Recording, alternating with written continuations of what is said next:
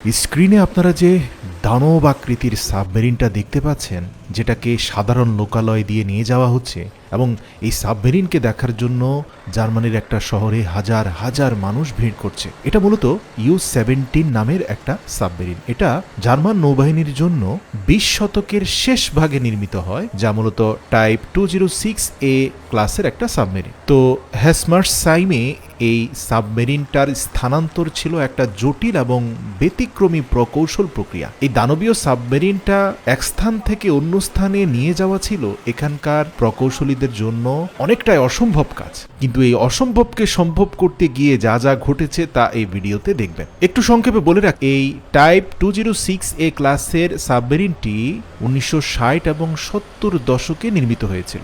এই সাবমেরিনগুলো শীতল যুদ্ধের সময় গুরুত্বপূর্ণ ভূমিকা পালন করে, বিশেষ করে উত্তর সাগর এবং বাল্টিক সাগরে জটিল ভূগর্ভস্থ অঞ্চলে নজরদারি এবং প্রতিরক্ষা কার্যক্রমে ব্যবহার করত জার্মান। ইউ-17 যে সাবমেরিনটি স্ক্রিনে দেখতে পাচ্ছেন, এটা এক্স্যাক্টলি 1973 সালে নির্মাণ সম্পন্ন হয়। তখন থেকে এটা জার্মান নৌবাহিনীর অপারেশনাল বহরে যোগ দেয়। অসংখ্য মিশনে এই সাবমেরিন জার্মান দেশকে বাঁচিয়েছে। এর দৈর্ঘ্য প্রায় 48 মিটার এবং প্রস্থ 5 মিটার। এই সাবমেরিনটি মূলত ডিজেল ইলেকট্রিক প্রপালশন সিস্টেম দ্বারা পরিচালিত হয় এবং পানির নিচে দীর্ঘ সময় ধরে মিশনে থাকতে পারে। তো 2024 সালের জুলাই মাসে সাবমেরিন ইউ-17কে জার্মানির হাইমারসাইমে একটা সিমেন্ট লোডিং সুবিধায় স্থানান্তরের সিদ্ধান্ত নেওয়া হয়। এটি একটি ঐতিহাসিক পদক্ষেপ ছিল, কারণ সাবমেরিনটি আর সমুদ্র যাত্রায় ব্যবহৃত হবে না এবং এটি একটি প্রদর্শনীর জন্য স্থানান্তর করা হচ্ছিল।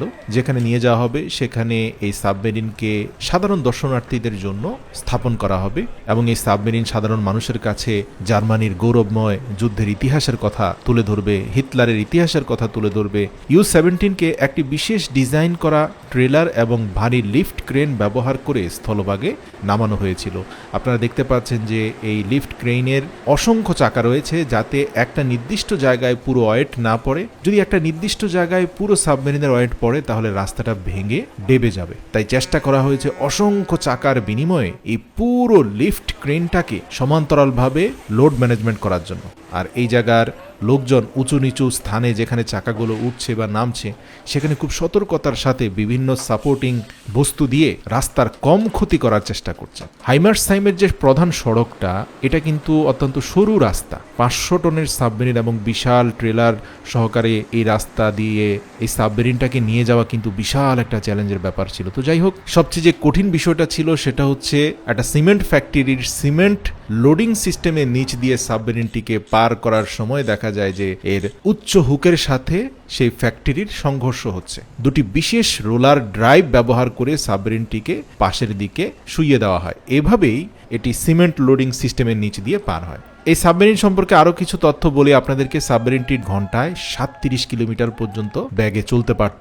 এছাড়া সাবমেরিনটিতে শক্তিশালী লোহা, নিকেল ব্যাটারি ব্যবহার করা হয়, যা এটিকে পানির নিচে দীর্ঘ সময় ধরে চলতে সাহায্য করত। এছাড়াও এটার অত্যাধুনিক সোনার সিস্টেম শত্রুর সাবমেরিন বা জাহাজকে শনাক্ত করতে সাহায্য করত। এই সাবমেরিনটিতে কিন্তু মরণঘাতী টর্পেডো টিউব সংযুক্ত ছিল, যা শত্রু জাহাজকে ধ্বংস করতে ব্যবহৃত হতো। তো যাই হোক, এই ইউ-17 সাবমেরিন একটা সাবমেরিনই নয়, এটি জার্মান সামরিক ইতিহাসের একটি অংশ। বর্তমান সময়ে এটি একটি প্রতীক হয়ে উঠেছে, যা মানুষকে সাবমেরিন প্রযুক্তির উন্নয়ন এবং সামরিক ইতিহাস সম্পর্কে সচেতন করে তোলে।